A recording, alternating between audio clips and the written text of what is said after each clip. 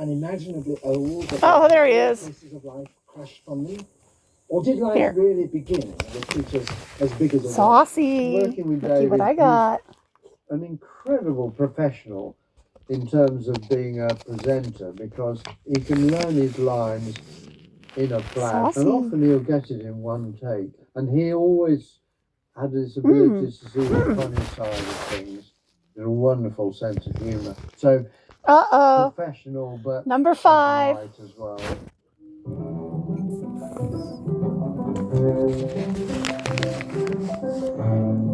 One of the aims of our program, telling the story of the development of life, was the first black This catnip's not going to last long. Moved from the seas where life had begun onto the land, and that had been identified as a strange fish called a coelacanth, and we were very anxious to film that.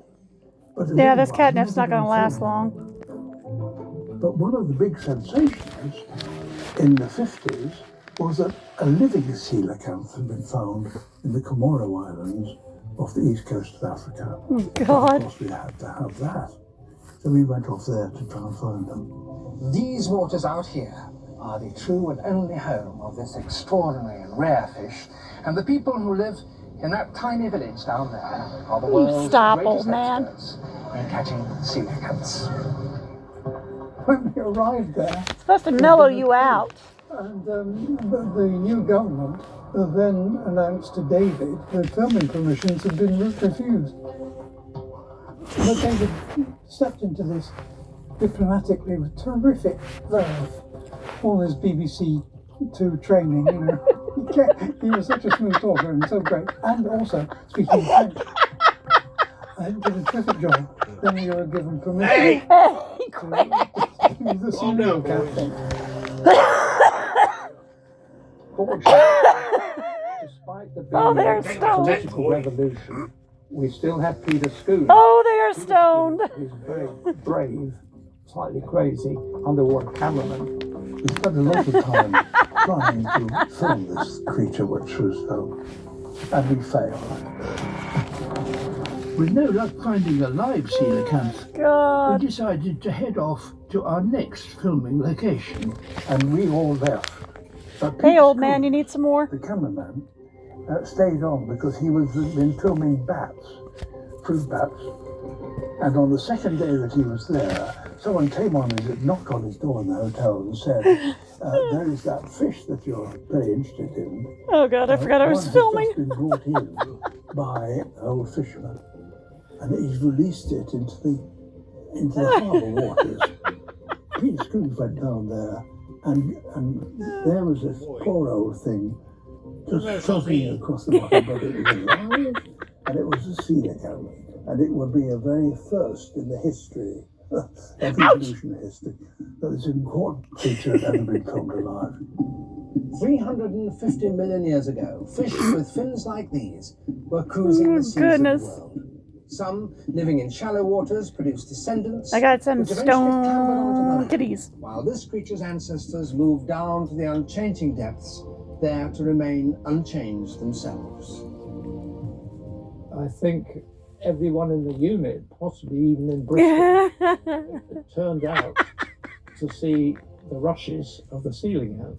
It was a big thing to film. That was quite a scoop for David. I think he saw that as one of the key elements, in the story of life on Earth.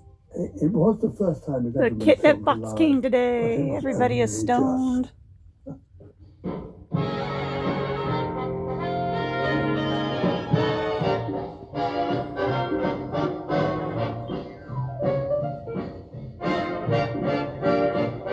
There's catnip everywhere. From an early age, growing up in Leicester, England, I was fascinated by the natural world.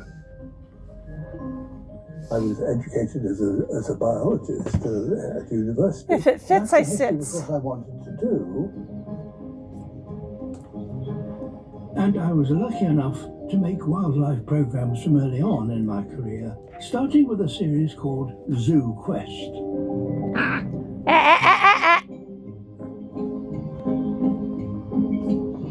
grumpy old man. Tremendously exciting for us. Our first sight of this magnificent monster. Yes, I realize you're the king of the castle, but stop. BBC and the London Zoo. Right. And there was a chap called Jack Lester who was the curator of reptiles. And he and I... Here's one of the youngsters. ...to Africa together. Two more of the youngsters. ...direct the film.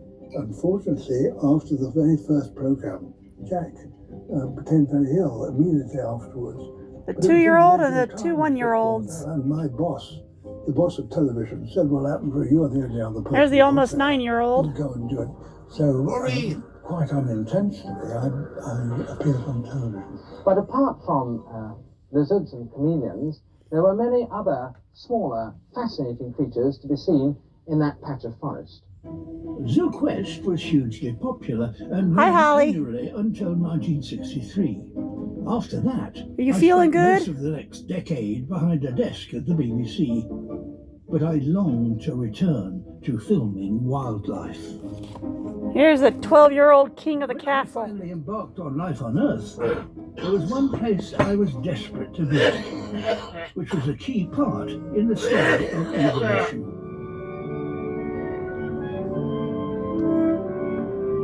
The 12-year-old king of the castle. Grumpy old bastard.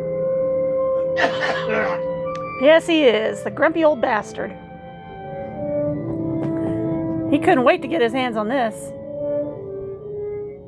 Right? Yes, it was a challenging shoot, and it is a challenging He wouldn't even let me get it out of the box before he claimed it. Equator, and it's quite demanding. It was hard going. Hey! Very exciting. Because, of course... That's what this is for, young man. Natural history. The Galapagos is an almost sacred place. It's where Darwin first saw... Supposed to be scratching on that, not my carpet. We were trying to tell. Yeah, boy. We tend to think of reptiles as sluggish, God. cold-blooded Hey. creatures. But that's You two. a mistaken view. Look at all the catnip you guys got all over my carpet. And you could go up to them and Yeah. they would take no Clean it notice up. whatsoever. Giant tortoises, which was really I'm gonna have to vacuum. Of course, never show much reaction to anything at all. I mean, they just sit about. See, yeah, but Mom. But that too is exciting. They make tremendous bellowing It's noises fun. in the breeding season. Wow, And doing the do. the alarm, these huge things which weigh several hundredweights. I mean, they are that size, and they were Hi, Chicky. tents. Oh And my. they were Big climbing eyes. all over the guy ropes, one Here you thing, go. and putting the tents on if you weren't very careful. But they were Oh yeah. creatures to see. Yum On yum. the 7th February 1977, Charles Darwin Research Centre, Academy Bay in the Galapagos. We get down to the mud wallow, and as we start, it begins to rain. Soon, it's raining very heavily indeed. We retreat to our drenched camp. We have nothing to eat or drink. There then follows a miserable night, cramped, wet and cold in these tiny tents.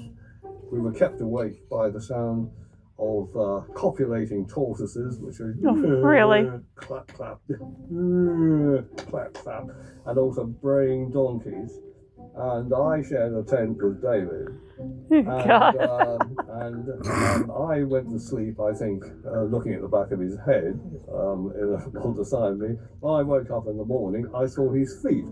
And I said, "What, David, what's happened?" He said, "You were snoring so much along the tortoises, and I just had to try and get away from as far as I could."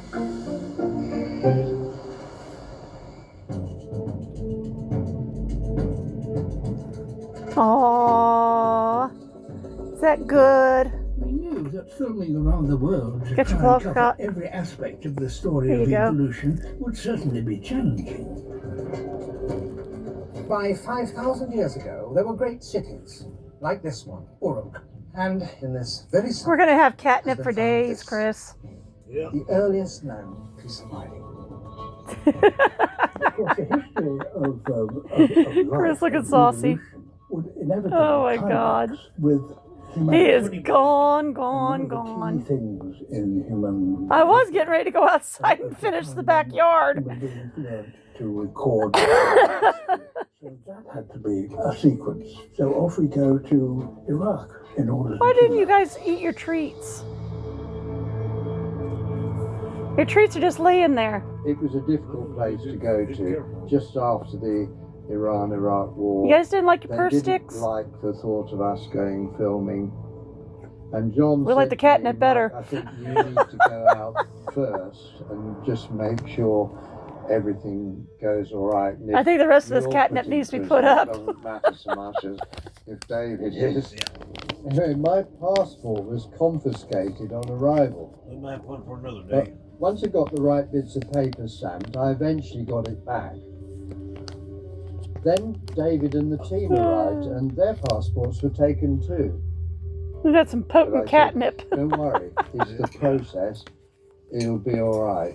So I went got to act- the everyone office in the acting morning. crazy. I said, "I need the passports stamped." And Look the at guy Holly. said, "Oh, just a moment, I've got something to do." He went off. And, half an hour went by and he didn't come back. So I surreptitiously looked around and I got the stamp one bit.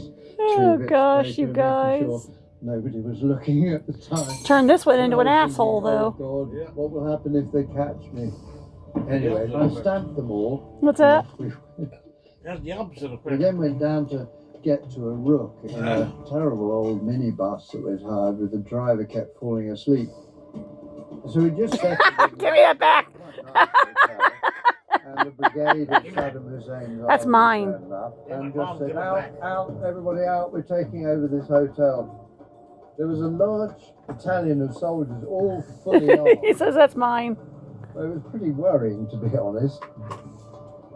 We tried to explain that we'd booked to stay there. Can I have that? But, well, you don't argue with Saddam's army. So we were sort of turfed out. They suggested we go to a nearby hotel.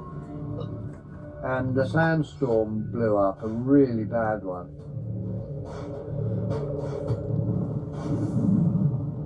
Monday the 24th of April 1978, Uruk. There's a great dust storm and all the lights go out. We go to bed choking in the dust by candlelight.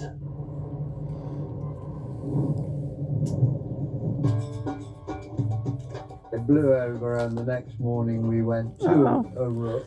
You And stop. there we did the sequence with the ancient writing tablet.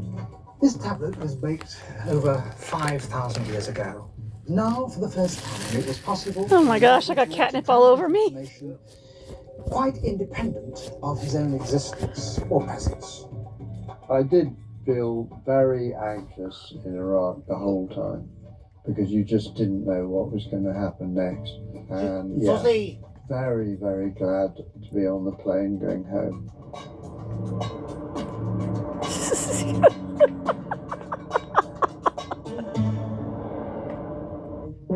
Oh gosh. We wanted to show the natural world as it had never been seen before. But the question was, how would we film it? Hi. Every few months there was a new improvement, a new device that enabled you to get better pictures. We used the latest slow motion cameras. This particular one here allows us to go up to a frame rate of 10,000 frames a second. Are you guys having fun? We had the money to develop macro benches, periscopes. You look a little stoned, dear. This amazing What do you think, Chris? equipment, fast film stock and fast long lenses. You know, we were at a terrific advantage in getting sequences that you could never have got before. Hello, Peter. Hello, sir. I think everybody's looking a little stoned. Well, a lot of the shiny material there is lighting equipment. There's a very complicated micro zoom system, and the whole thing The is kitty on a marijuana. weighs 4,500 weight. And this was one of the problems on this particular trip. We were travelling with nearly 2 tons of equipment. Filming